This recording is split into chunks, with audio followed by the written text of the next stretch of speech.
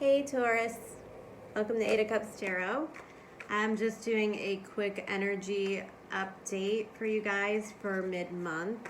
I hope April's going well so far. I know it's a little crazy, but it's about to get real good for you guys.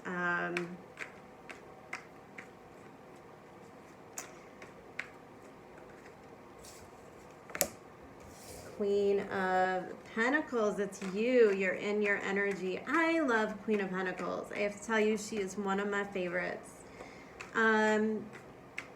She's just so brilliant to me. She always stands out as someone who just knows their worth.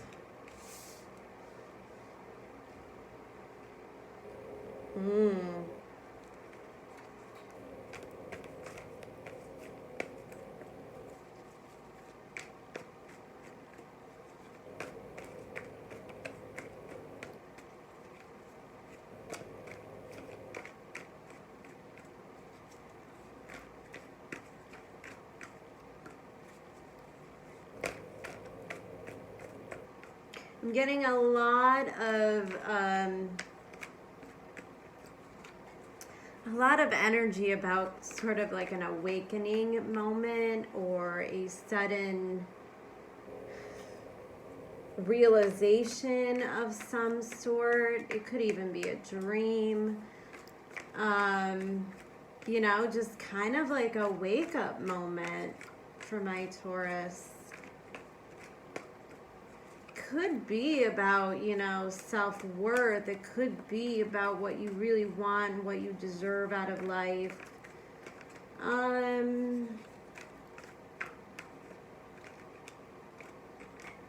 It could be something, you know, you didn't see before, something you just didn't see, maybe a skill that you had that you didn't know.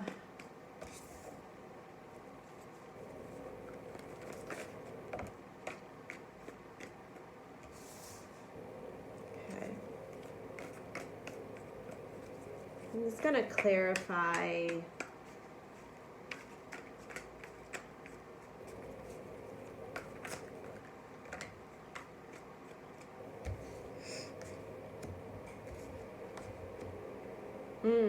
Okay. Wow. All right. Well, it gets better, Taurus. It gets better. You know, I think there is some shadow work going on here, and that makes sense. So here's the thing. I think you're in this energy of investment. Now, you just had Venus leave and enter your second house, right, in Gemini, and she's going to retrograde in your second house for like 4 months as she's in Gemini. So this energy is going to be all about reevaluating the things that you own, the things that you love, the way you feel about yourself, your self-esteem. It could be a time of getting rid of everything you have and investing in new financial beginnings, new jobs. You know, a lot of things can happen in these phases. But there's an element here, and like I said, it's like an awakening or a realization that comes to you of maybe something being there the whole time that you never took advantage of, you know, you kind of ignored. Current energy is the Fool in reverse. So, and look at this, and the Five of Cups upright. So, you know, it's an energy of guilt, of remorse, of regret, you know, when you're focusing on the things that you lost. Maybe because you weren't willing to give up control in a situation, and High Priestess in reverse is regretting not following your intuition. So I'm not sure why, Taurus, but I'm picking up on the fact that maybe there was a missed opportunity that happened for you. Missed opportunity with the Chariot in a reverse tells me it was an opportunity maybe involving some form of advancement, an advancement in a relationship, or a promotion at a job. It could be very well, but you know, it was like the inability to move or to progress a situation. It may have been something where you got bored or you walked away. There was a level of complacency, or where you thought it was too hard. You just thought it was too hard and you walked away from something, and now you're regretting the walking away. Too hard as well, because the energy of the Fool in reverse is like, you know, that realization that, yeah, oh, look, that, like, it's like a really sad story, Taurus. So you got the Fool with the regret card. It's kind of like you didn't take that chance. Why didn't you take that chance? It's regretting the not taking the job, or the not saying I love you, or, you know, not telling somebody how you really feel. And this might not even be a specific situation. It could just be the way that you live life, you know, by not letting others in, by always keeping that wall up. You know, the Star, it's a card of Aquarius in reverse. Now, Aquarius is known to be somewhat detached, yes, but it's detached so that it could do the big things, right? Like, it thinks of people more as a whole and their interconnectedness and to individual relationships. That's kind of the card of Aquarius. And in reverse, there's an element there where, you know, you didn't allow yourself to be vulnerable when you had an opportunity to heal that element of yourself. Again, if this was a job, maybe you didn't ask for that raise, or maybe you didn't feel like you could ask for a promotion or ask for a different type of position, and that the opportunity was there, and it would have been something where, had you done it, it would have been a overwhelming yes, absolutely, you deserve it, and you would have felt like you finally get the recognition that you deserve. But you passed up on that opportunity, and your regret over that situation is causing sadness, and you can't get stuck. See, it gets really easy, Taurus, you're a fixed sign, and it gets really easy to get stuck here. And I understand that. But when you're stuck here, you take away your ability to manifest. You take away your ability to move forward, to create new situations. You create doubt in yourself. So if you continually look back at a situation with regret in the way that you handled it, then it's like you continually carry around this bag of bricks, and you carry it around like as a form of punishment. And people try to say, hey man, like, let me take a brick, let me take that from you, that looks heavy. And you're like, no, I got it, man, because I made this bad decision, you know, and now I gotta carry these bricks. This is what I gotta do. And the universe is like, no, you don't. That's not what you have to do. That's not the idea of karma. You're not just stuck in a situation where you don't get to be happy the rest of your life because you made a mistake. That's so ridiculous, you know, because the universe says no. They want you to build the things. They don't want to take away. There's nothing that's going to be, you don't have to be afraid to build new foundations now. They won't be taken away from you. You learn those lessons, those cycles are over, and this is different. You got the World card, man. This is like everything. These are like new doors opening, opportunities, everything moving the right way. This is karma flowing in the right direction. And as soon as you get out of this, all of this will open, and all these opportunities will come again. I mean, that's really what it's all about, is just bringing these opportunities back around. It's the World card. It's a yes. It's renewal. It's reconciling. It's getting back together. It's second chances. second chances at building things, moving, progressing things forward, a second chance at healing, a second chance at knowing what you're worth, that you do deserve this kind of love, or you do deserve this kind of job, you do deserve this raise. It's the knowing that you deserve it because you let go of this. Because, you know, if you could step into that Fool energy, the new beginner, you know, if you can let go of that ego, that's all this is this. Honestly, like, look at this. All this is this. You're focused on the things that you don't have. You're focused on the things that you lost, the opportunities you didn't take, and it strips you because it's all of your ego. It's your ego talking down to you. It's your ego saying you don't deserve it. You're not good enough. You can't have it. You're not smart enough. You know, you could have had everything, but you messed it up. No, like, that's ridiculous. You can't live like that anymore. And that's the cycle. And if you don't step out of it, you know, if you don't start to listen to this, because these are things you don't know yet.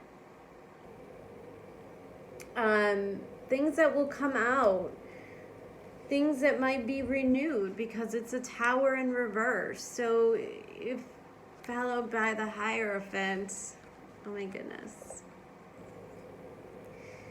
You know, if you let that tower fall, if you let those structures fall, if you let that guilt and that remorse fall away from you, a whole nother world opens up.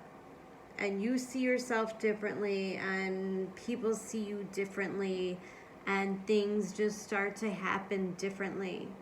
You know, the moment that you let it go. And again, I just want to say this 5 of Cups card, this often is a sign of alcoholism.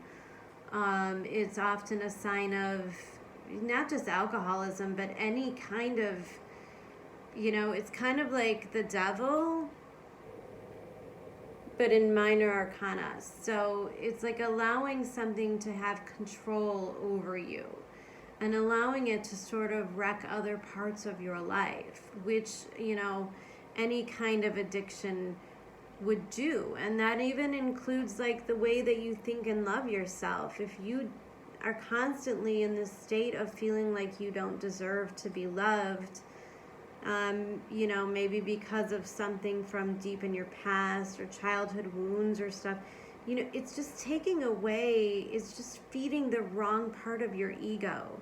And you continually have to live in this fear of what you're about to lose. Or you want to stay in a place where you have nothing to lose, so you don't partake in those really intimate and loving relationships. Because you're afraid. You're afraid of being vulnerable, or you're afraid of being rejected. You're afraid of all of the things that could go wrong. You know, and the universe really wants you to take this time to look at the things that could go right. To change your perspective and look at things from a different place. I want to pull one of these for you.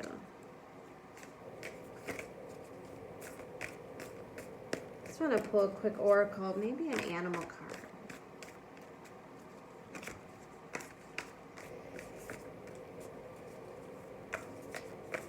I do think my Tauruses are moving into some new territory now. Yeah.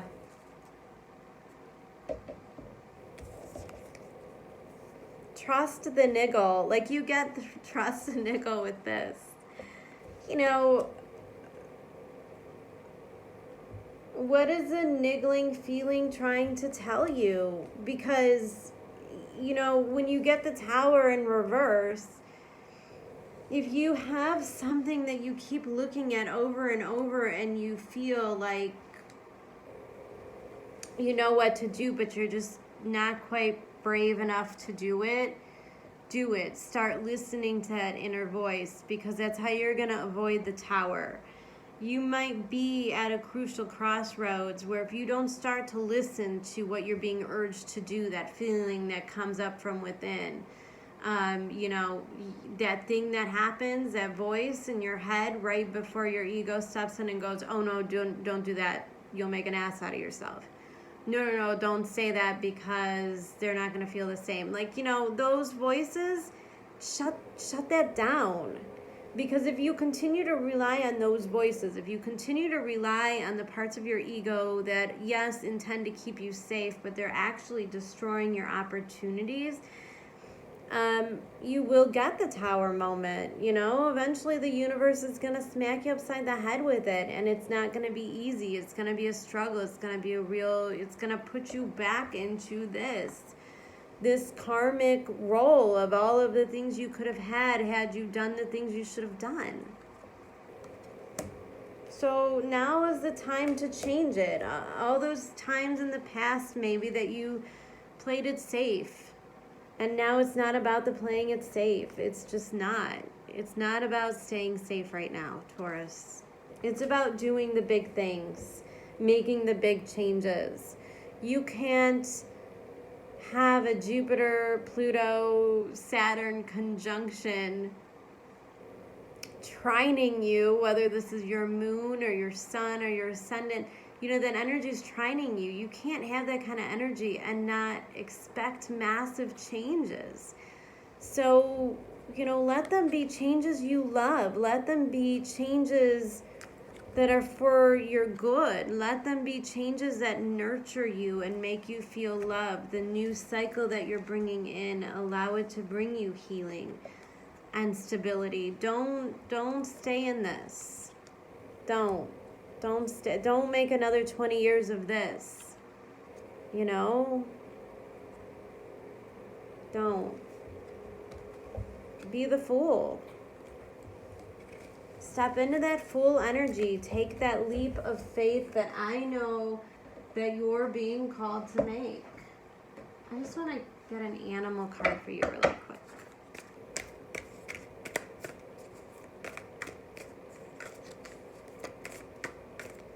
Taurus, you know, you're very, very grounded and somewhat logical and a fixed sign, so you could be really, really stubborn.